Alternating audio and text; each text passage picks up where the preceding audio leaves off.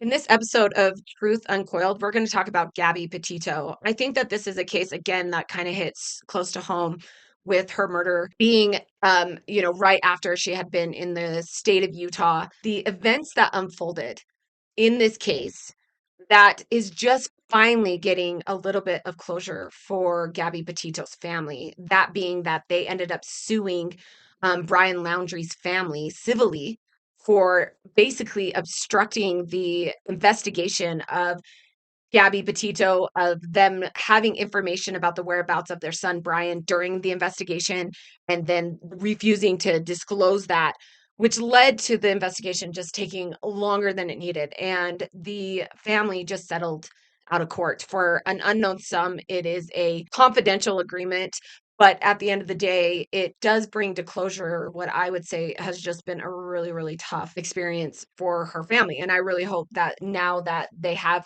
kind of come to some finality, that they can hopefully get some closure, they can move forward a little bit. But Gabby Petito was reported missing on September 11th, and when she did not return home from a month-long cross-country trip with her fiance Brian Laundrie. Her remains were later found in National Park in Wyoming, and obviously all signs pointed to Brian Laundrie. They were like, where is he? He had disappeared. They didn't know where he was, and he was eventually found where he had taken his own life. Gabby lived in New York. The her boyfriend lived, in Florida, and they were going to go on a cross country trip for 4 months, and they were going to basically vlog it on Instagram and their YouTube. They wanted to be travel influencers. It was on August 12th that she published a photograph of herself on Instagram. This photo was taken on August 9th, and she was sitting under arches in Utah. If you haven't been there, it's beautiful. That was the same day she posted the picture. There was reports, and the police responded to what they claim was a domestic problem. And they had some sort of argument that led to the police being called and them coming out, and they separated them. They talked to them each separately, and in the end the police said, sleep in different camps tonight. They didn't cite anybody. There's been a lot of scrutiny with this, with the police officers not doing enough. Like, if they would have, charged Brian with a crime, or even charged Gabby with a crime, would this have prevented her demise or her death? And honestly, domestic violence is nothing to take lightly. The police officers are trained to ask questions, but at the end of the day, like, domestic violence is hard because usually in the moment you call the police because you want help. And then by the time the police come, the emotion has calmed down. You've been able to think rationally. And then you start backtracking on what you need help from because you don't want the other person to get in trouble, or you realize that that person is your lifeline. They have the money, or they have, the keys to the van or whatever. And if he gets arrested or she gets arrested, then that, all of that goes up. And I think that that was that kind of situation, and neither of them, wanted to press charges against each other, and so the police officers did what they felt at the time was the best. Unfortunately, we do know that now that there was definitely domestic violence, that they had a volatile relationship, and it ended with Brian choking and murdering Gabby. I mean, there's no way to sugarcoat that. That's what happened. And then he left her, tried to bury her in the woods, and he then hightailed it back home to try to get help from his parents about what he could do. I mean, that's the only thing that we could surmise. And whether he told his parents that he had killed her or not, the parents at least knew that Brian had come home without Gabby. I mean, that's where the timeline of why wasn't Gabby's parents notified that she had stopped posting, but she wasn't really in contact with her parents. So, I mean, there's just a lot of questions of why did it take so long for somebody to report her missing? Well, we know Brian wasn't going to be the one to do it. And then we know that his parents didn't do it either. So Gabby's mom last spoke with Gabby on a FaceTime call around August 23rd and August 24th. And that was the last contact that they had with her. But on September 1st, that is when Brian returned home. And then September 11th is when Gabby was reported missing. So again, a couple weeks, again, Brian had been home on September 1st to September 11th, and nobody called the cops. On September 15th, that's when Brian was described as a person of interest. They wanted to know where he was, and they went, on a nationwide search. This is where a lot of this case got scrutiny because when it blew up. Like every national news coverage was now covering where's Gabby Petito? And a lot of scrutiny in the news, or a lot of people were upset by this because there was a lot of other missing women in the country, specifically indigenous women. I mean, there was just a lot of it.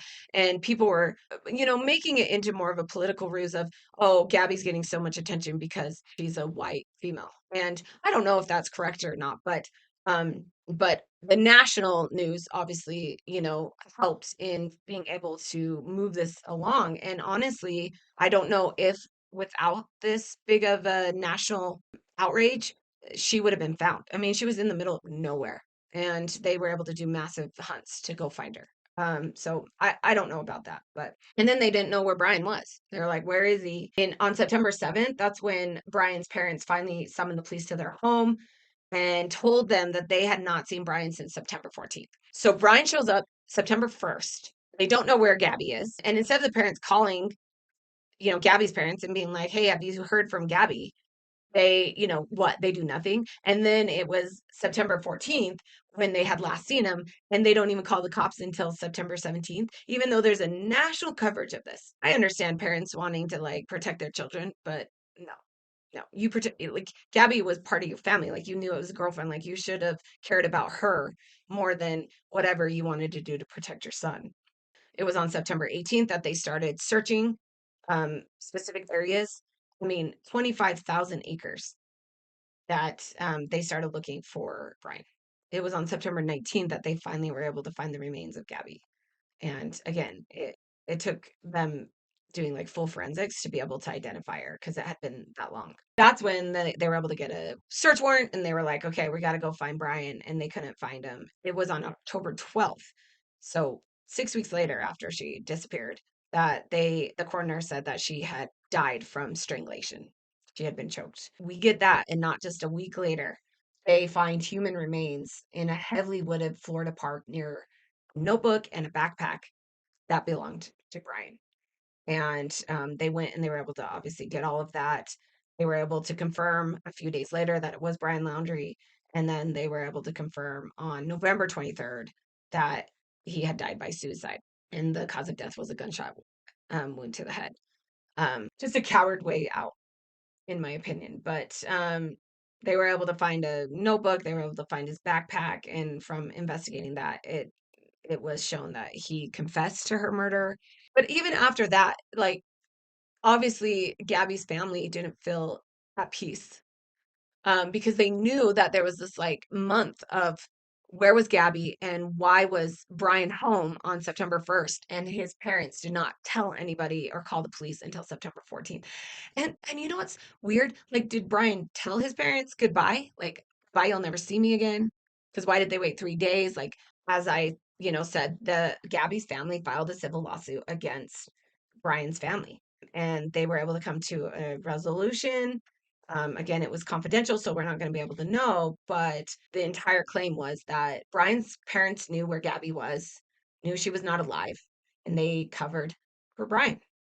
And, that's going to be really hard to prove. So their criminal charges haven't come down on Brian's parents, but they settled on civil and, maybe they're getting, I would imagine, some money. I don't know if that brings you peace. I don't know what that does other than it does finalize the legal aspect of this case and hopefully allows Gabby's family to move on.